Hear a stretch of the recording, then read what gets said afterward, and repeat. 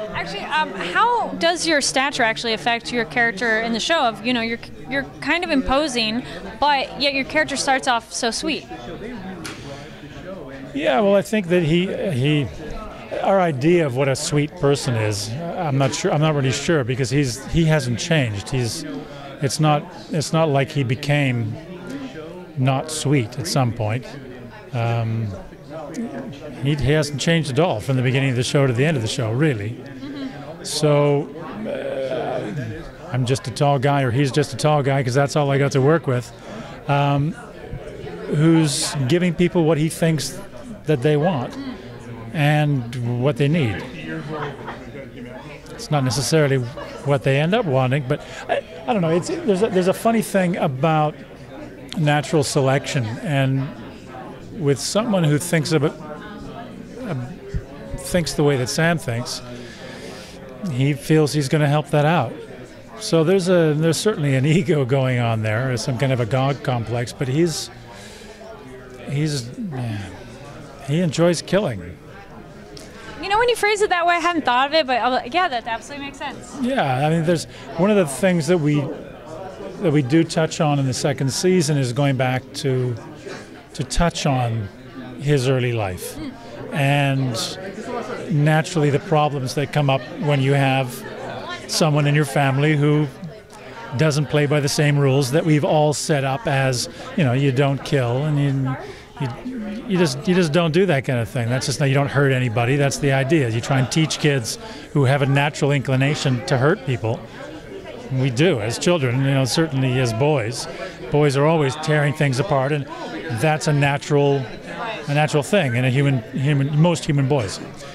So you try and say, no, don't do that. You don't want to pull your sister's hair, or you don't want to, hurt the puppy. Whereas Sam, I don't think, ever learned to switch that off. You missed those lessons? I think he got the lessons, but I don't think it just wasn't a part of what his world was. Why not? I'm at the top of the food chain here. Human beings are the number one. We are the greatest, most powerful. Well, until vampires came along. Yeah, well, there's the thing, or until someone like Kelly's character comes along, that she's some kind of a whatever she is. Who knows? We're still trying to figure that out. But maybe she's at the top. I don't know. What was your? But she still has to have knives and guns and things. I don't know. That's true. She needs assistance. She does. Now, for the prep for your character, being deaf, or mute rather, and like signing and deaf. No, he was deaf. Yeah, deaf. Yeah, and in the first season. This is true. Yeah, there's some kind of hearing later. How was that process of learning to, sign, pretend like you're lip reading? How was that? It's a big challenge, obviously, and there's an enormous amount of respect that has to be given to the deaf community. So it was difficult in season one because there were a number of people who were saying, well, why didn't you hire a deaf actor? Which is a valid question. The question is then, if you hire a deaf actor, how do you then make them hear at the end of season one? That I think would have been a larger challenge. So my job was to try and portray to the deaf community someone that they would say, okay, I'm willing to buy that. And luckily, the people that I was working with are part of that community, and they were very kind. After seeing the show, they said, props for doing everything that you could to represent this community. Not just the signing, not just that, but to actually represent, because it's much more than that community. So it's very complex. So hopefully that was the intent, was to do it. You did an excellent job. So thank you. That's very kind of you. We actually wondered if you actually intent. were. Oh, great. Thank you.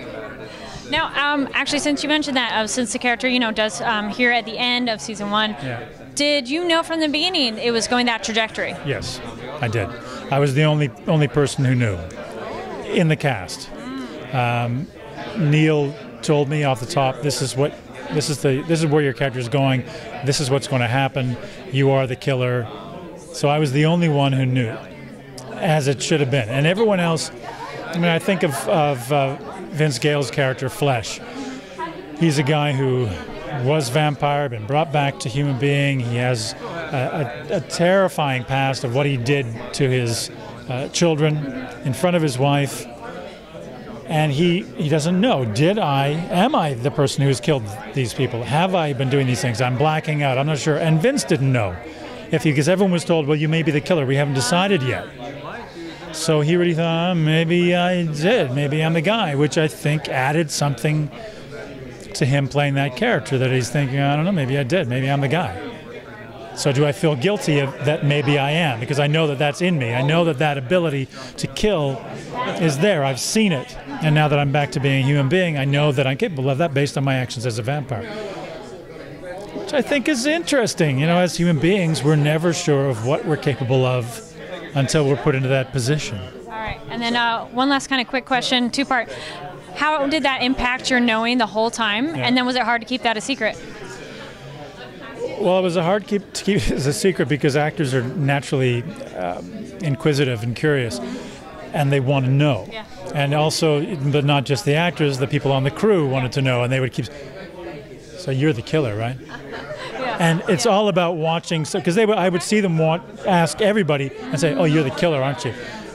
How did everyone react? So I had to try and go, okay, how am I reacting here? Am I going to react in a way that's going to make them say, yeah, you actually are the killer? Or anyway, wow. So that was kind of fun. That's cool. Yeah. Well, thank you so much. I look forward to season 2. Thanks. Me too, because I haven't seen any of it.